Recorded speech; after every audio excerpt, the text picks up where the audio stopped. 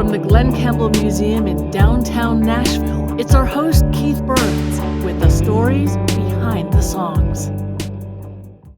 Hello, everybody. Keith Burns here, right here from the Rhinestone Stage in the Glenn Campbell Museum, the gem of Lower Broad. Welcome again to Las Vegas, action-packed, on the edge of your seat, exciting extravaganza of epic proportions, unparalleled in the United States of America, optometrist reading show. Amen. How about that? Play ball. Man, this is going to be so much fun, man. Not only do I have a fellow singer-songwriter here with me, I've got a guy I've worked with, a friend, and someone I respect, not only from a singer-songwriter perspective, but also as a guitar player and also as a fellow Christian and a fellow Christian brother of mine. And Doc Holladay, it is good to have you on the show. It's great to be here, brother. How you doing, man? Man, I am great. I'm great. Doing great. Well, you brought an idea to me not too long ago, and it was a terrific idea that you and another guy. Again, I can't take credit for the hook. I've got a really, really close friend that lives in Arizona. Mm-hmm. His name's Darren Baker. Okay. So, Darren, if you're watching, buddy. Yeah, this is you, and we catch up and talk about life and real estate and just different things. But he kind of texted me one night and he said, "Has anybody ever written a song called In the Beer View?" And it just, had the alarm bells go off, and it's the irony is, I'm in recovery and I never write drinking songs, but this hook was so good. I'm like, there are people that can drink responsibly, and this song's going to be for them. And, I may not be one of them, but for the people that can. And I just thought it was fantastic, and so we kind of sat on it for a while, and then I think you and I were having dinner with some friends and mentioned it to you, and I saw the light come on in your eyes. It just clicked for me. I'm like going, Beer View. Boy, I don't know what you got on it so far, but man, that just sounds like a really cool, clever thing. That you're, obviously you look at it as in the rear view, but instead, boy, think about looking at it. So we get together, and you said, "Hey, let's." I said, "Okay, I've got to write with my co-producer of this, my producer of this show, my co-partner of Song Consortium, by the way." And I go, "Man, what do you think about this?" He goes, "Let's go, bring him over." And so you came over. Yeah, we came over, and Ray was there, and I met him that day. Ray T, and he looked at me and he went, "Hey, who is this guy that thinks he can write a song?" I'm rethinking this all of a sudden. No. Well, No, you did once you saw the German Shepherd meet you at the door. Yes, that's what you thought. I did. That's right. Well, it kind of went.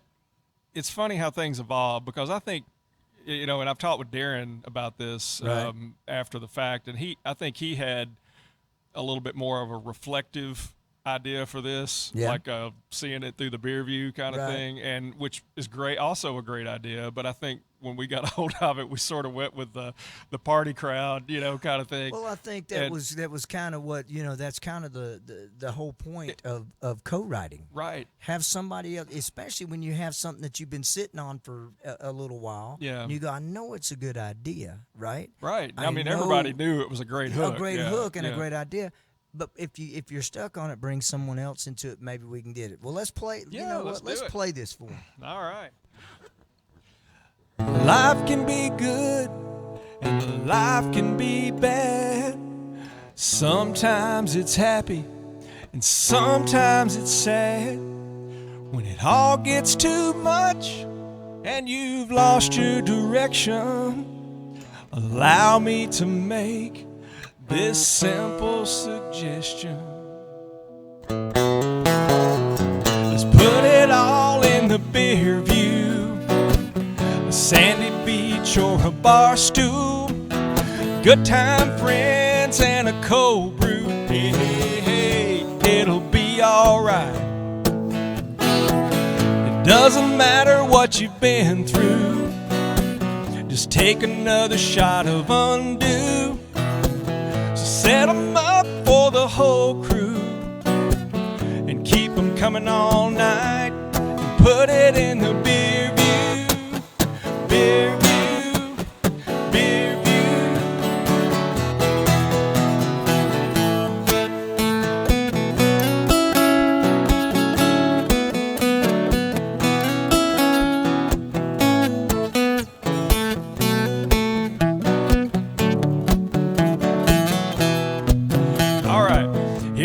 advice, take it or leave it.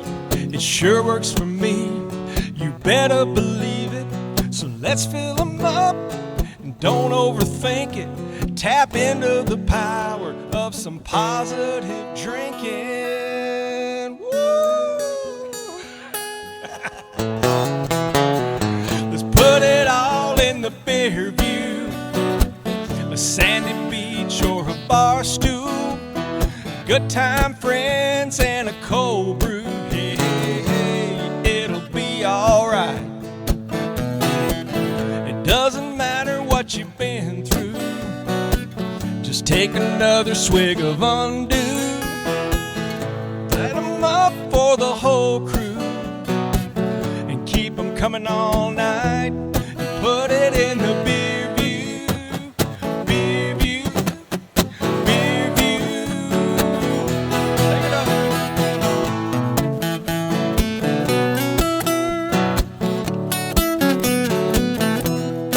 Yeah. Woo.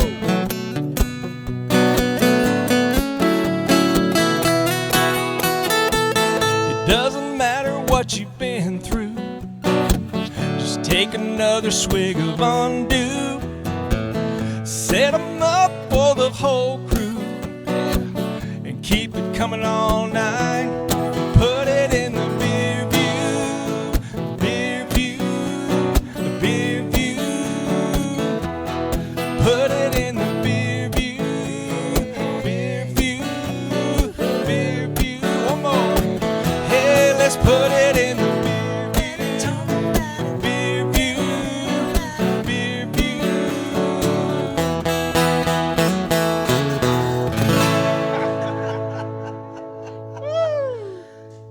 All right. Yeah, man. That is so good. I believe that one's going to do something. I think, I know it's going to do something because I'm part of it. I'm gonna pay everybody I can. Once again, we'd like to thank Sam and Logan.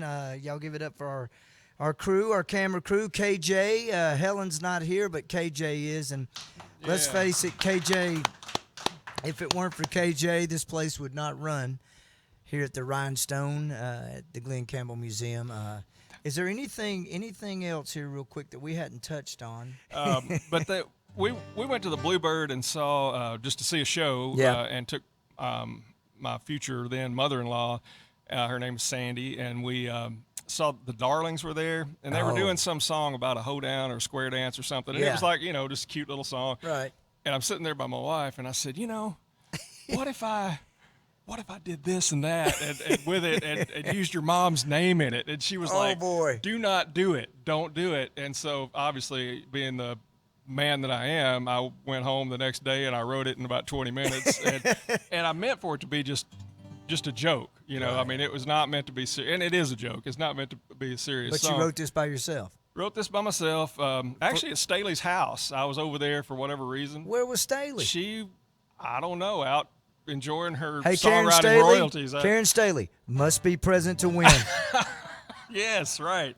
Full circle. There you go. So anyway, there's your full circle. I just was having fun, and so I'm at the Bluebird sitting in with the women in the round, and there's I don't remember who was there. I think Beth Nielsen Chapman was there, and these people that are my absolute songwriting heroes, Pam Tillis, and I was going to play one of my big heavy songs, and Karen made me do this, and I'm like, well, this is a career ender, right here. I mean, it was my first time there, and anyway, I did it, and it was the only song anybody wanted to talk about, just because that's how it goes. Well, so I'll try to do a version of this and see what you think. I absolutely love this song, and now the fact that I heard the story that you wrote it for your mother-in-law.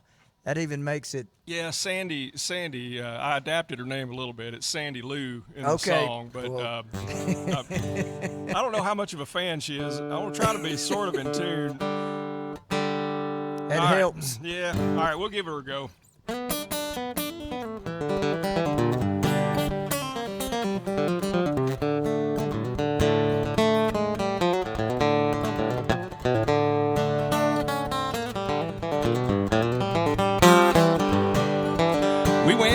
Johnson's barn for the square dance. that's when we got caught up in a little redneck romance. Seems that Sandy Lou had found a pair of Jenny's underpants in the backseat of her boyfriend's king cab truck. Yeah. Well, the feathers started flying and the floor cleared. It was a tornado of 4-inch heels and spilled beer. When the dust had cleared, old Jenny was lying face down in the hay. And that's when we all heard Sandy Lou say, "Call 911, we've got a hold down. This do-si-do done turned into a throwdown.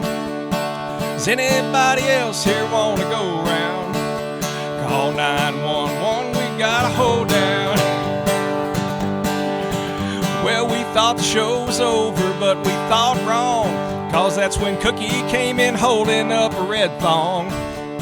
She said, "Sandy Lou, now you just hold on. Can you tell me how this wound up in my car?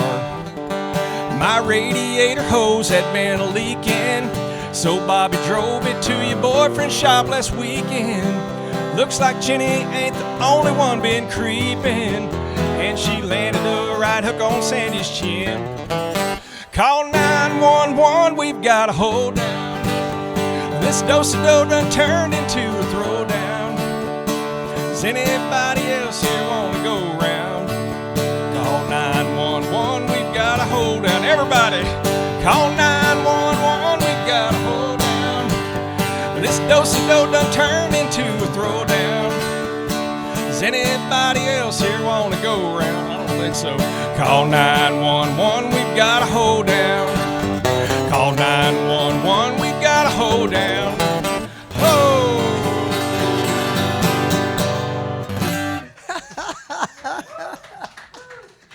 You see? So you go from that beautiful tribute to discovery and rediscovering yourself and getting to hoedown. Yeah. For you don't Sandy. have to be one-dimensional. We're No, like you we're don't. like songwriters are like onions. That is great. There's 20 minutes. layers. 20 minutes. Because that first verse, you're rolling through the first verse. And I mean, it's There's a story developing. yeah. There's quite the cool little. I would inner love to see rhyme. the video for that.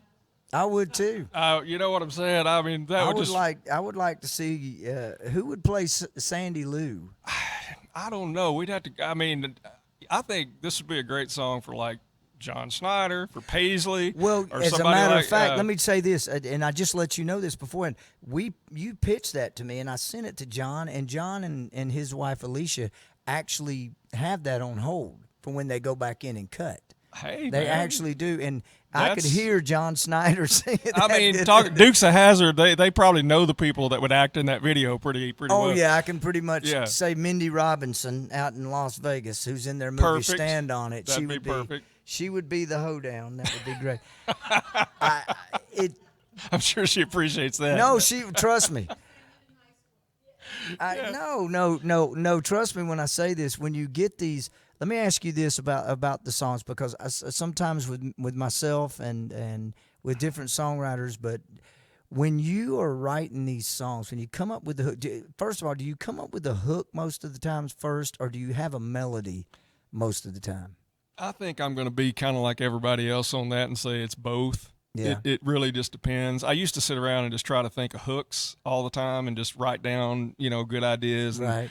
And I think it's great when you've got that. Yeah. But, when you go and, especially when you're out with a publisher and you're hooking up with people every day and they're trying to set you up with this and that. I mean, I'm just not capable of coming up.